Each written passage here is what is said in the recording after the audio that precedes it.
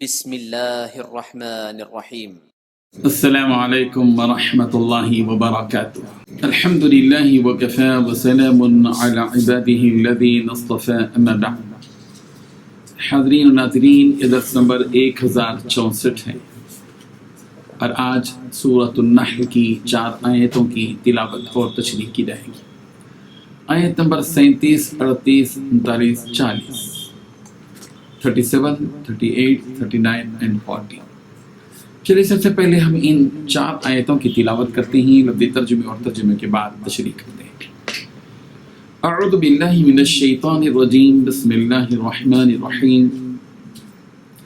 ان تحرص على هداهم فإن الله لا يهدي من يضل وما لهم من ناصرين وأقسموا بالله جهد أيمانهم لا يبعث الله من يموت بلى وعدا عليه حقا ولكن أكثر الناس لا يعلمون ليبين لهم الذي يختلفون فيه وليعلم الذين كفروا أنهم كانوا كاذبين إنما قولنا لشيء إذا أردناه أن نقول له كن فيكون صدق اللہ العظیم۔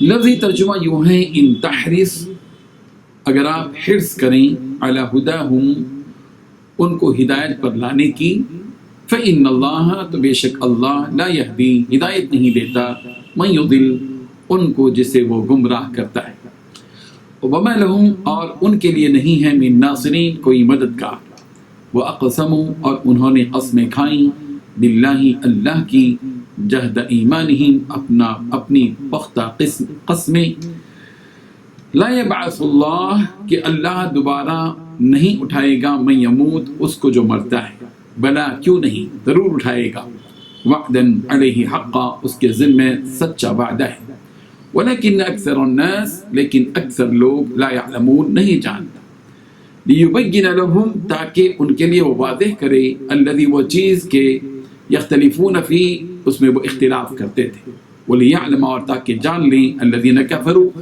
وہ لوگ جنہوں نے کفر کیا، انہم کانوا کاذبین، کہ بے شک وہی جھوٹے تھے، انما قولنا، یقیناً ہمارا کہنا، لشیء، کسی بھی چیز کے لیے، اذا اردناہ، جب ہم اس کا ارادہ کریں، ان نقول، یہ ہوتا ہے کہ ہم کہتے ہیں، لہو، اس کو، کہ کن، ہو جا، فیکون، تو وہ ہو جاتی ہے۔ ترجمہ یوں ہے، اگر تم ان کفار کی ہدایت کے لیے للچاؤ تو جس کو اللہ گمراہ کر دیتا ہے اس کو وہ ہدایت نہیں دیا کرتا، اور ایسے لوگوں کا کوئی بھی مددگار نہیں ہوتا، اور یہ اللہ کی سخت سخت قسمیں کھاتے ہیں کہ جو مر جاتا ہے اللہ اسے قیامت کے دن قبر سے نہیں اٹھائے گا، ہرگز نہیں، یہ اللہ کا وعدہ سچا ہے اور اس کا پورا کرنا اسے ضرور ہے، لیکن اکثر لوگ نہیں جانتے، تاکہ جن باتوں میں یہ اختلاف کرتے ہیں وہ ان پر ظاہر کر دیں، اور اس لیے کہ کافر جان لیں کہ وہ جھوٹے تھے۔ جب ہم کسی چیز کا ارادہ کرتے ہیں تو ہماری بات یہی ہے کہ اس کو کہہ لیتے ہیں کہ ہو جا، تو وہ ہو جاتی ہے۔ ان 4 آیتوں میں 8 باتیں بتلائی گئی ہیں۔ پہلی بات، اے پیغمبر، اگر تمہیں یہ حرص ہے کہ یہ لوگ ہدایت پر آ جائیں تو حقیقت یہ ہے کہ اللہ تبارک و تعالیٰ جن کو ان کے عناد کی وجہ سے گمراہ کر دیتا ہے ان کو ہدایت نہیں پہنچاتا۔ دوسری بات، ایسے لوگوں کو کسی قسم کے مددگار بھی میسر نہیں آتے۔ تیسری بات، ان لوگوں نے بڑا زور لگا کر اللہ کی قسمیں کھائی ہیں کہ جو لوگ مر جاتے ہیں اللہ ان کو دوبارہ زندہ نہیں کرے گا۔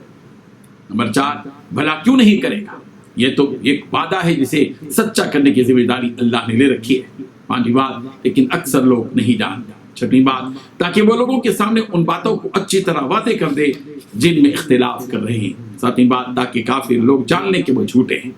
8ویں بات، جب ہم کسی چیز کو پیدا کرنے کا ارادہ کرتے ہیں تو ہماری طرف سے صرف اتنی ہی بات ہوتی ہے کہ ہم اسے کہتے ہیں کہ ہو جا، بس وہ ہو جاتی ہے۔ بزرگان محترم، رسول رحمت صلی اللہ علیہ وسلم کا دل چاہتا تھا کہ کافر و مشرک ایمان لانے اور انہیں ہدایت نصیب ہو جائے، جبکہ ان کافروں اور مشرکوں کی سرکشی اور عناد، نافرمانی کا یہ علم تھا کہ وہ ایمان لانے کے لیے تیار نہیں تھے، ان کے مقدر میں کفر اور شرک ہی تھا۔ اسی لیے اللہ تبارک و تعالیٰ رسول محمد صلی اللہ علیہ وسلم سے فرما رہے ہیں کہ اے پیغمبر، اگر آپ اس بات کی حرص رکھتے ہیں کہ یہ لوگ ہدایت پر آ جائیں تو حقیقت یہ ہے کہ اللہ جن کو ان کی سرکشی اور عناد کی وجہ سے گمراہ کر دیتا ہے ان کو ہدایت نہیں دیتا۔ جن کو اللہ تعالیٰ نے گمراہ کر دیا ہے ان کو آپ ہدایت دینے کی قدرت نہیں رکھتے، اور یہ وہ بد نصیب لوگ ہیں کہ ان کو اللہ کے عذاب سے کوئی بچا نہیں سکتا۔ مکے کے مشرکین مرنے کے بعد دوبارہ زندہ کیے جانے کا انکار کرتے تھے، اور ان کا انکار کرنا بھی ہلکے پھلکے انداز میں نہیں تھا، بلکہ مشرکین اللہ تبارک و تعالیٰ کی زوردار قسمیں کھا کر یوں کہتے تھے کہ جو لوگ مر جاتے ہیں اللہ تعالیٰ انہیں دوبارہ زندہ نہیں کرے گا۔ اللہ تعالیٰ نے ان کی قسموں کا جواب ایک ہی جھٹکے میں دے دیا کہ بلا، جی ہاں، یعنی اللہ تعالیٰ ضرور ان سب کو دوبارہ زندہ کرے گا۔ یہ اللہ تعالیٰ کا پکا وعدہ ہے جس کو اللہ تعالیٰ نے اپنے اوپر لازم کر لیا ہے کہ وہ دنیا جہاں کے سارے انسانوں کو ان کے مرنے کے بعد دوبارہ زندہ کرے گا۔ مکے کے ان مشرکین کو اس بات کا علم نہیں ہے کہ وہ دوبارہ زندہ کر کے اٹھائے جائیں گے، اور مشرکوں کا نہ جاننا اور ان کا نہ ماننا اس بات کی دلیل نہیں ہے کہ اللہ تعالیٰ نے جو وعدہ فرمایا ہے وہ پورا نہیں ہوگا۔ یہ حقیقت ہے کہ قیامت قائم ہوگی، لوگ اس دن اپنی اپنی خبروں سے اٹھیں گے۔ قرآن مجید کی متعدد آیتوں سے اس کا ثبوت ملتا ہے۔ سورہ آل عمران کی آیت نمبر 158 میں کہا گیا وَلَئِن مُتُّمْ أَوْ قُتِلْتُمْ لَإِلَى اللَّهِ تُحْشَرُونَ، اور اگر تم مر گئے اور یا مارے گئے تو ضرور بے ضرور تم اللہ کے پاس جمع کیے جاؤ گے۔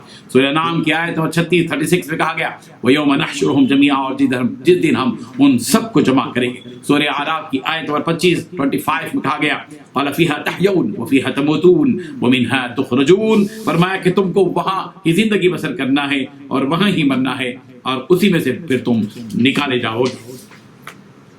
لِيُبَيِّنَ لَهُمُ الَّذِي يَخْتَلِفُونَ فِيهِ کے ذریعے بات بتائی جا رہی ہے کہ اللہ تعالیٰ واضح طور پر ان چیزوں کو بیان فرما دیں گے جن کے بارے میں لوگ دنیا میں اختلاف کیا کرتے تھے، اور قیامت کا دن جب قائم ہو جائے گا اس دن ان کافروں کو یہ حقیقت معلوم ہو جائے گی کہ وہ واقعی جھوٹے تھے۔ اللہ تعالیٰ کی شان یہ ہے کہ وہ کسی بھی چیز کا ارادہ کرتا ہے تو بس یہ کہہ دیتا ہے کہ کن ہو جا، بس وہ چیز فیکون ہو جاتی ہے۔ اس کا مطلب یہ ہے کہ اللہ تبارک و تعالیٰ کو ہر چیز کی وجود میں لانے میں کوئی دقت اور رکاوٹ نہیں ہے، اس کو ہر چیز کی وجود میں لانے کی قدرت و طاقت ہے۔ جب ہر چیز کی قدرت و طاقت ہے تو اس کو اس بات کی بھی قدرت و طاقت ہے کہ دنیا جہاں کے سارے انسانوں کے مر جانے اور ان کے گل سڑ جانے اور ان کے ہڈیوں کے بوسیدہ ہو جانے کے باوجود بھی ان کو دوبارہ زندہ کرے۔ ایسا نہیں ہے کہ اللہ تبارک و تعالیٰ پہلی بار ان سارے انسانوں کو پیدا کر کے تھک گیا ہو۔ سورہ قاف میں یہی بات بتائی گئی ہے اور سوال کیا گیا ہے کہ افعینا بالخلق الاول، کہ ہم پہلی مرتبہ پیدا کر کے تھک گئے؟ ایسا بالکل نہیں ہے۔